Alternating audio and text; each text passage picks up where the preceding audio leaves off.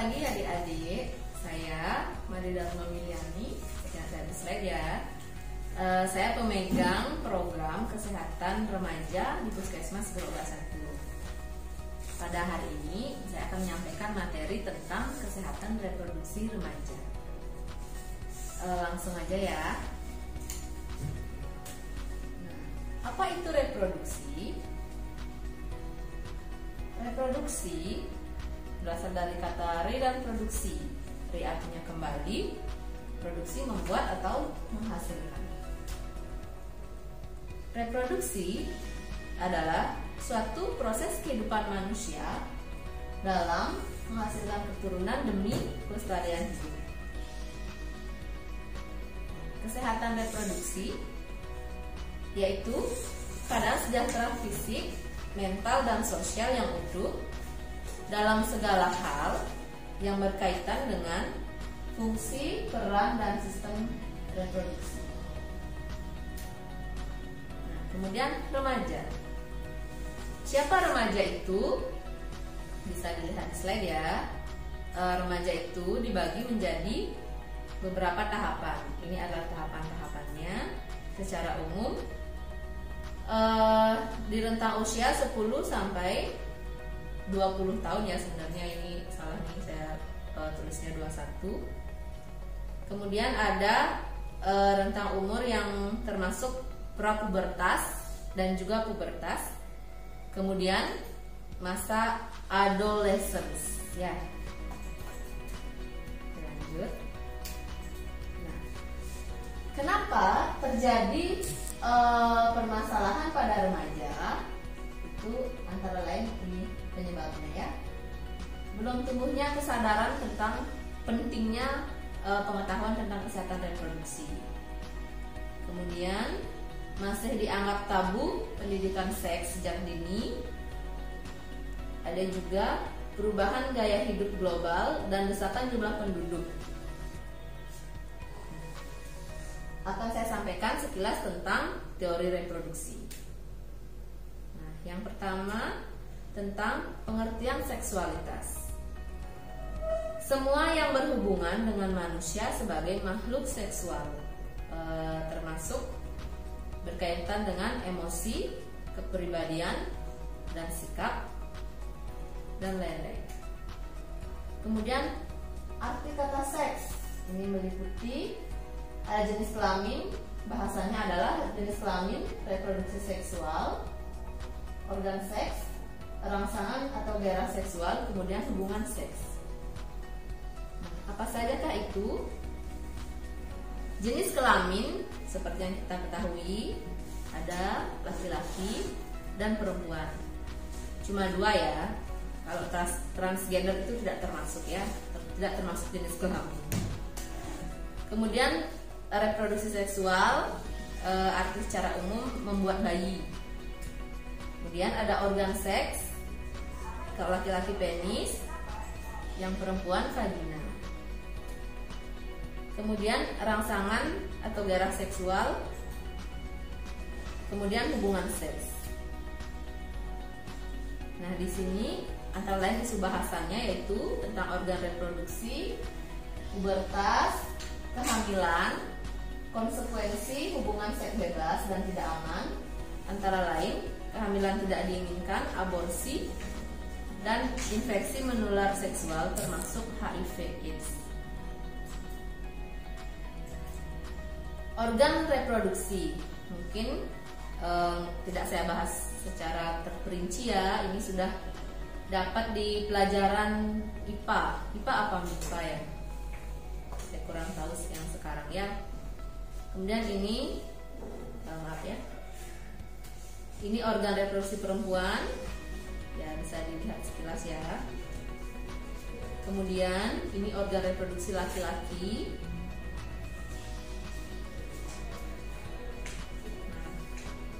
Kalau organ reproduksi laki-laki itu fungsinya ada fungsi ereksi dan fungsi ejakulasi. Pubertas. Apa itu pubertas? Pubertas itu adalah masa tubuh masa peralihan tubuh dari anak-anak ke dewasa. Ya, seperti ini ya. Kemudian, kapan terjadi pubertas awal dan akhir? Nah, kalau perempuan kisaran usia 9 sampai 12 tahun. Kemudian yang laki-laki kisaran usia 13 sampai 14 tahun ya mulainya ya. Beda-beda sih setiap anak, tidak selalu sama ya. Kenapa bisa terjadi pubertas? Itu karena adanya perubahan kerja hormon. Kalau laki-laki namanya hormon testosteron, kemudian perempuan ada 2 hormonnya ya, progesteron dan estrogen. Nah, apa yang terjadi, perubahan fisik apa yang terjadi?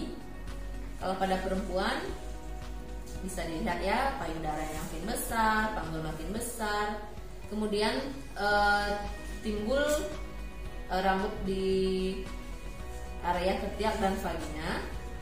Kemudian yang paling menonjol adalah menstruasi. Kalau laki-laki suaranya berubah menjadi besar. Apa istilah Balinya mengkibul gitu ya.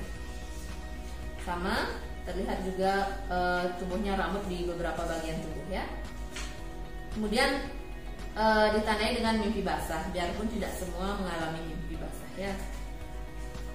Ada perubahan psikologi, perempuan dan laki-laki biasanya ketika dia mulai pubertas akan menjadi lebih sensitif ya, mudah tersinggung, mudah marah, stres, takut, ingin mandiri, ekspresif, dan selalu ingin tahu biasanya ya, penasaran.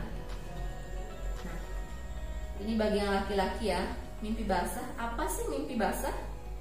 Yaitu keluarnya cairan sperma ketika tidur. Jadi kok kita rasanya kayak ngompol gitu. Habis mimpi yang aneh-aneh, rasanya kayak ngompol gitu ya. Tapi itu sebenarnya adalah mimpi basah. Nah, ini prosesnya.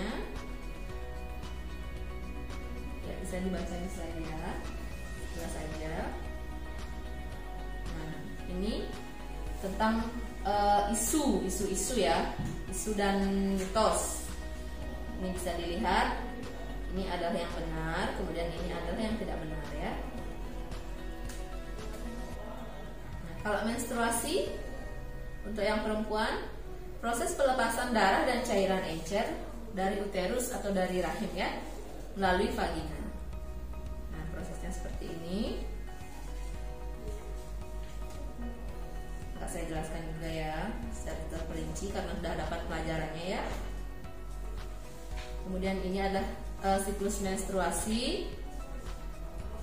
Kalau diperdalam juga ya. Nah, ini adalah isu-isu pada saat menstruasi. Yang haid adalah perempuan kotor, itu nggak benar ya. Selama haid tidak boleh mencuci rambut, boleh ya. Nanti rambutnya tumbuhin kudu nanti. Jika haid jangan olahraga, ini juga nggak benar. Sebenarnya pada saat haid bagus sekali berolahraga ya. Itu bisa mengurangi nyeri pada saat haid. Kemudian jika haid jangan makan yang asam, boleh, tapi jangan banyak ya, jangan terlalu berlebihan. Terus pacaran. Apa sih pacaran? Arti secara bahasa pacaran itu adalah saling mengasihi atau saling mengenal. Tetapi sekarang sering diartikan pertemuan rutin antara laki-laki dan perempuan untuk menumpahkan segala hasratnya. Bahaya ya. Kalau bisa ntar dulu masih sekolah ya. Nah, ini adalah beberapa contoh tentang dampak-dampak dari ini ya, pacaran remaja ya. Nah, kalau pacaran terlalu gini pada saat remaja bisa juga nanti menyebabkan seks pranikah ya. Ini adalah persentase kejadiannya. Beberapa contoh ya. Dampak dari seks pranikah ini ya, bisa dibaca ya. Nah, ini pertanyaan yang sering kali ini ya diplesetkan ya. Mungkin ada yang beberapa yang berpikir ya berhubungan seksual sekali aja nggak mungkin hamil, itu salah gitu ya. Kalau melakukan hubungan seks hanya sekali bisa hamil nggak? Jawabannya sangat bisa ya. Ingat ya, sangat bisa. Bila hubungan itu dilakukan pada masa subur, kan kita nggak tahu.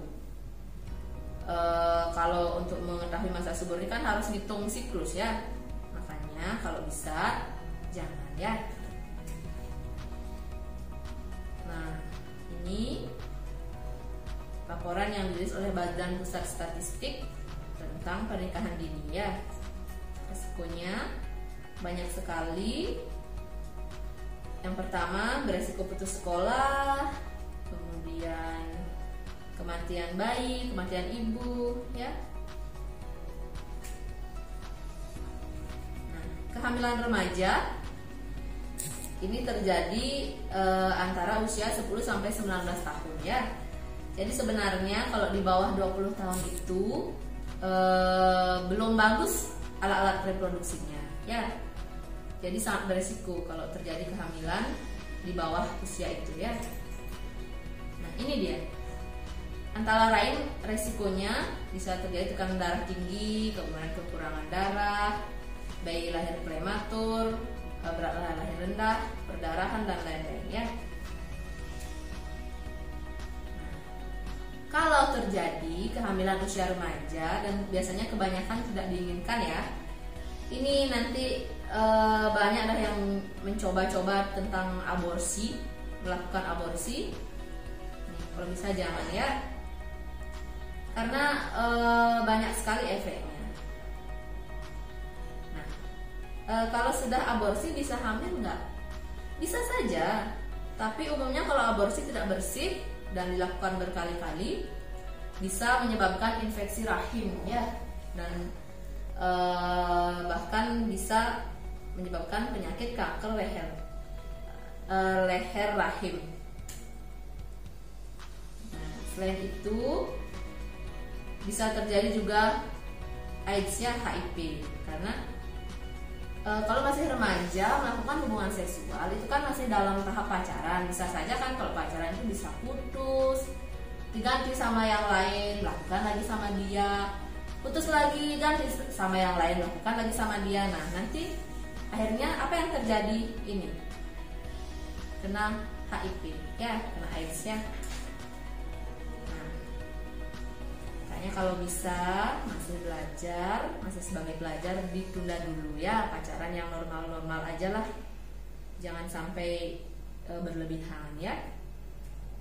Nah, sudah selesai. Ini adalah foto, beberapa contoh foto ya pada saat melakukan penyuluhan di sekolah. Nah, ini jangan dicontoh, maskernya diturunin, tetap pakai masker ya, jangan diturunin kayak gini ya. Lupa saya ingetin anak-anaknya waktu itu. Nih. Nah, oke, itu sekilas tentang kesehatan reproduksi ya. Mungkin sebelum kita mulai, saya ingin perkenalkan diri dulu. Nama saya Ida Ayu Agung Kristina Deni. Nanti adik-adik bisa panggil Ibu Dayu ya. Nanti siapa tahu nanti ketemu di jalan, bisa kita saling sapa ya. Untuk mempersingkat waktu karena waktunya apa namanya itu sedikit, makanya dipersingkat aja ya. Mungkin saya memberikan poin-poinnya aja ya. Jadi seperti yang disampaikan tadi kan sudah tentang kesehatan reproduksi. Jadi adik-adik diharapkan menjaga kesehatan reproduksinya masing-masing ya, jadi kebersihannya seperti itu. Jadi saya tentang vaksinasi COVID-19 ya, mungkin adik-adik sudah mendengar juga di televisi seperti itu ya. Jadi pelaksanaan pemerintah sedang giat-giatnya melaksanakan vaksinasi ya. Jadi untuk yang sekarang masuk ke tahap 3 yaitu dengan sasaran remaja usia 12 sampai 17 tahun. Nah, di antaranya itu adik-adik ya, jadi adik-adik SMA maupun SMP ya. Jadi pada saat ini jadi untuk memberikan gambaran pada adik-adik tentang vaksinasi COVID-19 ya. Jadi seperti adik-adik ketahui, COVID-19 itu merupakan penyakit ya yang disebabkan oleh virus coronavirus ya. Jadi kita perlu menghindari itu ya. Jadi salah satu dari pemerintah dengan adanya vaksinasi COVID-19 ini. Nah, kenapa kita diberikan vaksinasi COVID-19 ini? Yaitu ada 3 tujuan gitu ya. Yaitu yang pertama itu untuk menurunkan angka kematian, angka kesakitan seperti itu ya. Maksudnya di sini angka kesakitan itu jikapun nanti ada yang positif COVID-19 itu jadi tidak parah ya. Jadi tidak menimbulkan kematian seperti itu karena di dalam tubuh itu sudah dibentuk antibodi COVID-19 seperti itu. Kemudian yang kedua untuk membentuk kekebalan kelompok ya. Jadi diharapkan apabila semuanya sudah divaksin maka lingkungan ini akan bisa bebas dari terlindungi seperti itu ya. Jadi terlindungi dari COVID-19 ya. Kemudian yang ketiga yaitu untuk ekonomi biar lebih bagus ya. Jadi karena semuanya sudah divaksin jadi semua sudah aman ya. Jadi tapi bukan berarti kalau misalnya kita divaksin udah 100% akan tidak tertular COVID-19 nih. Jadi berdasarkan penelitian, jadi dengan mendapatkan vaksinasi ini untuk dosisnya ya adik-adik ya, untuk diketahui adik-adik mendapat 2 kali suntikan ya. Untuk remaja diberikan vaksinasi Sinovac ya. Jadi rentan waktu pemberiannya 28 hari ya. Jadi sekarang misalnya diberikan, nanti setelah 28 harinya diberikan lagi ya. Jadi untuk mengoptimalkan pemberian vaksinasi gitu ya. Jadi seperti itu. Nanti efektivitasnya berdasarkan penelitian juga. Jadi apabila sudah mendapat 2 kali suntikan, jadi cuma mengcover dia 75% ya. Jadi sehingga diharapkan tetap kita melakukan protokol kesehatan ya. Jadi adik-adik sudah tahu ya protokol kesehatan ya. Jadi harus tetap menjaga jarak, kemudian mencuci tangan, menjauhi kerumunan, kemudian meningkatkan daya tahan tubuh dengan makan makanan yang bergizi dan menjauhi kerumunan ya, seperti itu. Jadi adik-adik diharapkan biarpun nantinya sudah divaksin jadi tetap menjalankan protokol kesehatan. Nah, di samping dosisnya itu jadi mungkin di sini efek sampingnya ya. Jadi efek samping dari vaksinasi ini atau suntikannya nanti jadi mungkin di nyeri ya di daerah suntikan ya. Itu masih tergolong aman ya. Jadi nyeri darah suntikan, kemudian ada juga yang mual, kemudian mungkin ada yang merasa capek seperti itu juga ada ya, ada yang mual. Tapi biasanya kalau yang masih aman ke paling mual, demam seperti itu atau nyeri di daerah suntikan seperti itu ya. Tapi kalau misalnya adik-adik pada saat habis disuntik itu merasa pusing atau yang sangat keras yang tidak bisa adik-adik tahan seperti itu, nanti segera menghubungi ke petugas kesehatan yang pada saat adik-adik disuntik juga ada di sana ya. Jadi pada saat disuntik itu juga adik-adik tidak langsung diberikan pulang, jadi menunggu dulu selama 30 menit ya. Jadi untuk mengetahui bagaimana reaksi vaksinasi juga ya. Jadi untuk efek sampingnya, untuk mencari efek sampingnya. Kalau misalnya tidak ada keluhan, nanti adik-adik bisa langsung pulang seperti itu. Nanti adik-adik akan diberikan kartu vaksin dari pihak puskesmas nanti sebagai tanda bahwa adik-adik sudah mendapatkan vaksinasi COVID-19 seperti itu ya. Mungkin sekian yang bisa saya tambahkan tentang pelaksanaan vaksinasi. Mudah-mudahan dengan adanya vaksinasi ini, jadi kesehatan Indonesia semakin pulih. Tapi kami ingatkan juga, jadi adik-adik tetap menjaga protokol kesehatannya, dengan mencuci tangan, menjaga jarak, mengurangi kerumunan, menjauhi kerumunan, kemudian tetap menjaga daya tahan tubuhnya dengan makan makanan yang bergizi. Ya, baik, terima kasih. Sekian yang bisa saya sampaikan. Mudah-mudahan apa yang sudah kami informasikan bisa bermanfaat untuk adik semua, dan adik-adik harus mendapatkan vaksinasi COVID-19. Jadi jangan takut, vaksin ini aman untuk adik-adik remaja. Ya, baik, terima kasih atas waktunya. Selamat pagi. Halo, selamat pagi. Bertemu lagi dengan saya Dayu dari Puskesmas Berobat Sakti.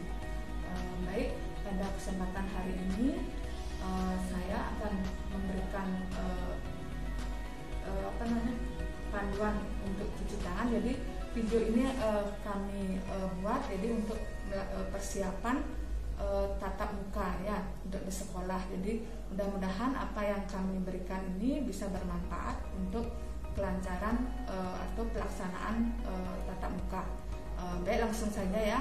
Jadi seperti dari himbauan dari pemerintah juga ya, jadi untuk karena pandemi ini, jadi di sekolah semua muridnya akan divaksin. Jadi ini masih tahap berlanjut ya. Jadi setelah divaksin itu nanti kedepannya akan dilakukan tatap muka ya.